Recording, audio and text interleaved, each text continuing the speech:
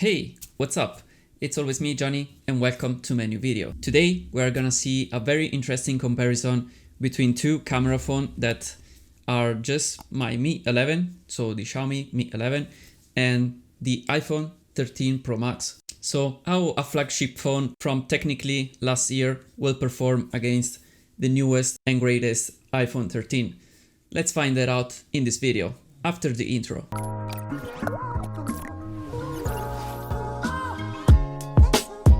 So welcome back to the video, and as always, before starting the comparison, I will tell you a little bit more about these two phones. So actually we're gonna start from the iPhone because it's the simplest one in the camera department. So we have three cameras in the back, plus of course the flash LED and the LiDAR sensor, and of course we have the front-facing camera. So all of four cameras are from 12 megapixel. So this year they are a little bit bigger. We have a little bit bigger sensor too, and we have stabilization and all of that stuff. You probably have already seen some comparison with the last year model, so the 12 Pro Max, and you can see it that actually there is a little bit of difference in how much light these cameras can get inside. So that results in better photo, of course, and also in the video side with the ultra wide angle. Then a little bit different story for the Xiaomi Mi 11. So we have in the back always three cameras and of course one in the front. So we have one big sensor that you can see it right here. That is the main one, is from 108 megapixel, and it is a pretty big sensor for a phone. And then we have the ultra wide lens that is from 13 megapixel. And then we have the tele lens that also it is used for the macro effect. So it is a very small sensor. It is just from 5 megapixel. And also the front facing camera, it is from 20 megapixel. So a little bit more megapixel than the iPhone, but we will see that the megapixel are not everything in smartphone world, and you will see it in a bit with the photo comparison. So as always, we will start talking about the photo side on these two phones, and then we will talk about the video side. And at the end of this video, I will throw some conclusion as always. So make sure to leave a like on this video because it took a lot of work to do this kind of videos. So hit a like button down below because it's free. And also, if you haven't subscribed already, just consider doing it right now. So talking about the photo comparison.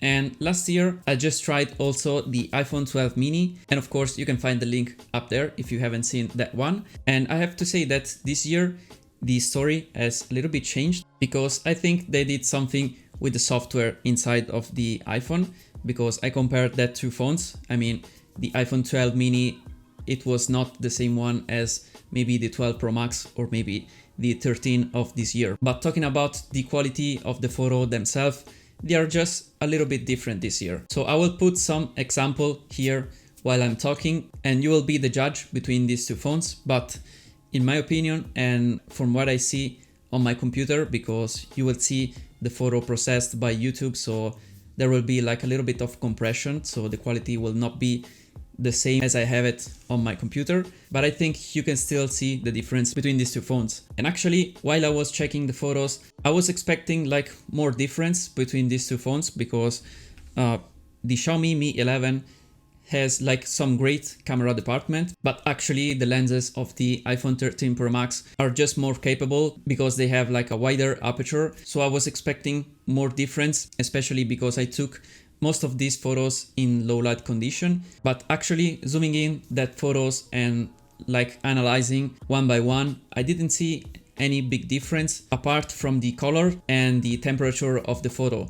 Because this year, I don't know why, but the iPhone just got wrong most of the white balance in the photos. Sometimes they were like too warm, sometimes they were too cold, and actually it was changing. Maybe you can see it a little bit more after in the video, that it is changing very quickly, the white balance, and I don't like this thing, because the good thing on the iPhone is that you have pretty much the same lenses, because you have all three lenses by 12 megapixel, and they are very similar in color science and temperature, of course, and white balance, of course. So you should have like some consistent results, right?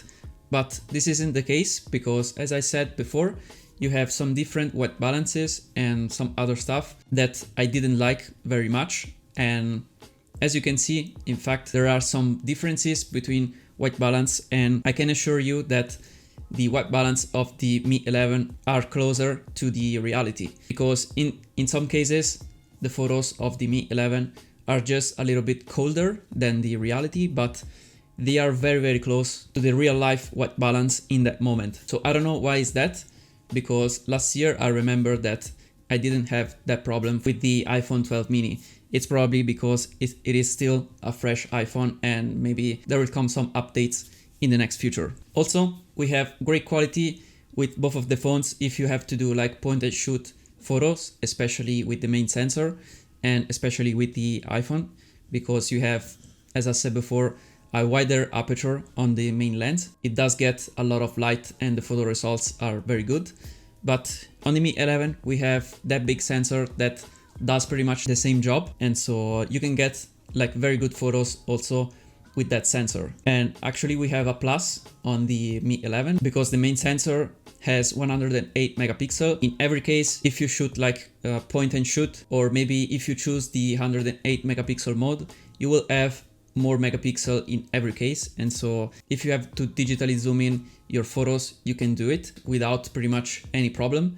Instead, on the iPhone, you will not get a full 12 megapixel picture, especially if you are in low light. And so if you have to do like some digital zoom, I mean, I'm not recommending that because you will see the photo just starting to fall apart. Then one big difference that I've noticed zooming in the photos is that the iPhone this year just applies more digital sharpening on the photos. I think they never did this stuff on an iPhone. I mean, the photos were always like more of a natural look, more softer, we can say. But this year, compared to my Mi 11, you can see that it is a different story. So you can see that the photo are softer and more natural on the Mi 11.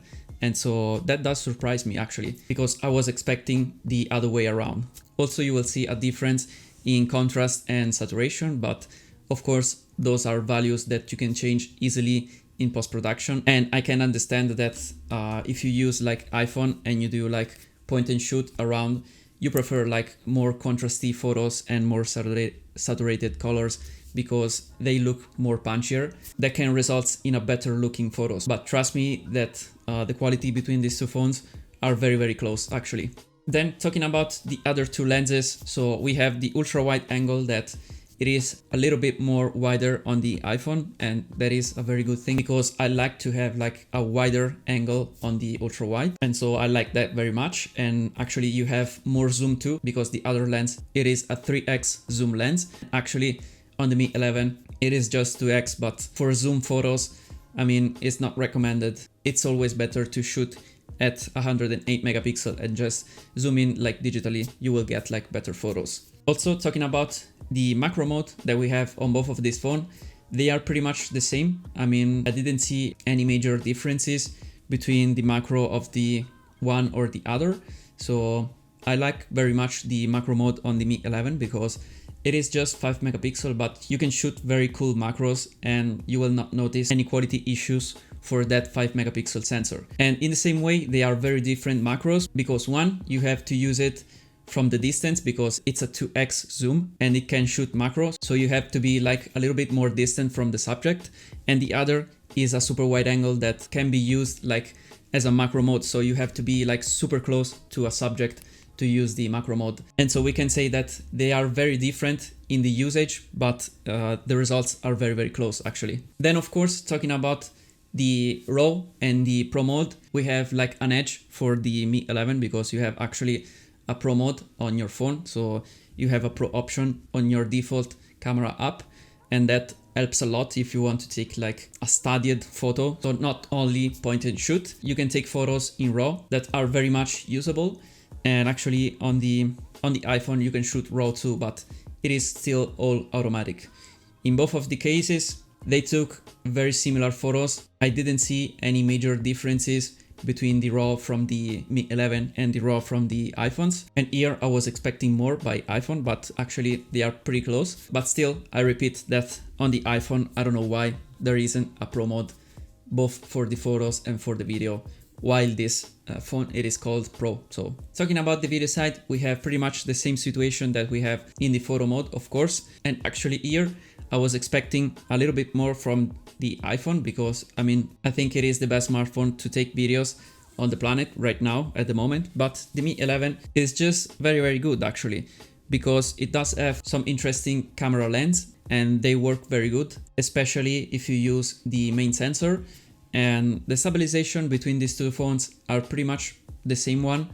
In some cases, the Mi 11 can just stabilize better the image. I don't know, it's probably using both digitally and optical stabilization. So you can see that the subject in the center is just somehow locked, and in the iPhone you can see the steps maybe that you are taking if you are walking normally, because I take the moving videos while walking normally, so I didn't do any ninja walk or some stuff like that to make the video more stable. So in that case, the Mi 11 sometimes just stabilize it better. And in some cases, you can see like a little bit more of shakiness on the Mi 11, and the iPhone just works a little bit better, because on the iPhone you have those wider lenses, and so with more lights, of course, it is much easier to stabilize the image for the phone. Then here you can see more difference in the zoom lens, of course, because on the iPhone we have a 12 megapixel lens, and on the Mi 11 it just uses the 5 megapixel lens plus the main lens, and of course the results is not the best. But actually, if you compare the other two lenses, so the main one and the ultra wide one, you cannot see big differences between these two phones, in my opinion. There are always those differences with white balance, contrast and saturation of the colors, but the image quality itself, it is very good on both of these smartphones. Then of course, talking about the modes that you can use on the camera app, of course you have an edge on the Xiaomi, because you have like a lot of feature, and actually you can shoot also in log. But on this new iPhone you can shoot of course in ProRes, and you can see the review on the camera of these two phones on my channel. You can see that the ProRes for now, I think it's not worth it, because it does take a lot of space in your phone.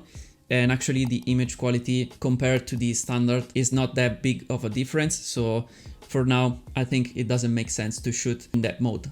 And then of course on the Xiaomi, you can use also, other than the Xiaomi effects that you have that are fun to use, but you probably use it once. You have of course a dedicated Pro mode that it is very useful if you want to create like something more manual and not all automatic.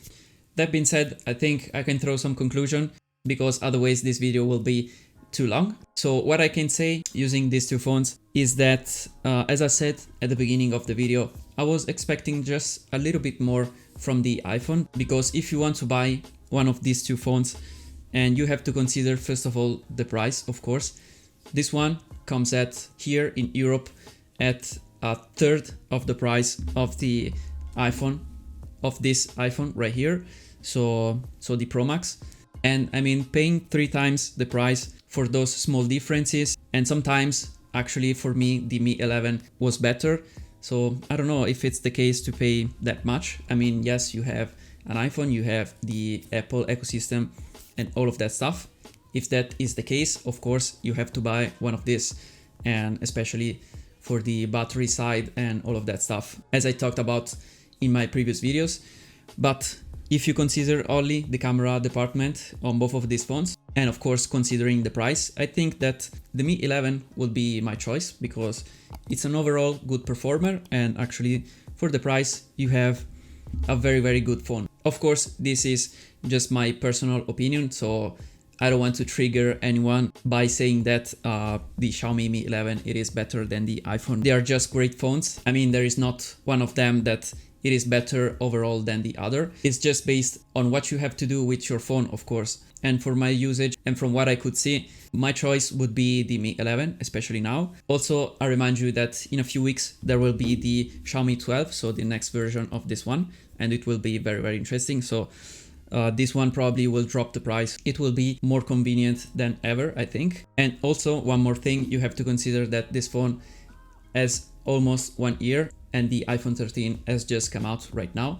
So you have to make a lot of consideration by that, especially as I said before, that the iPhone has just come out, and so it does have a stable software, yes, but I think they can improve something, because I encountered like a lot of bugs that I wouldn't expect from iOS. And as I said before, the camera switching, white balances, and all of that stuff, I didn't see all of that stuff in the previous iPhones. So I think those are just software issues that can be fixed in the future. So those are my messy conclusion. I don't know if you understand anything that I said on this video, and I hope you did. If you did, just leave a like down below and subscribe if you haven't already. And also don't forget to let me know down below always in the comments who's the better one between these two phones for you, of course. And if you tried one of or the other, what do you think about these two phones right now? So for this video, that is pretty much it. And of course, don't forget to subscribe and also like this video. And thank you for watching this video. I'm sorry because it was a very long video. And as always, I will see you in my next one. Bye for now.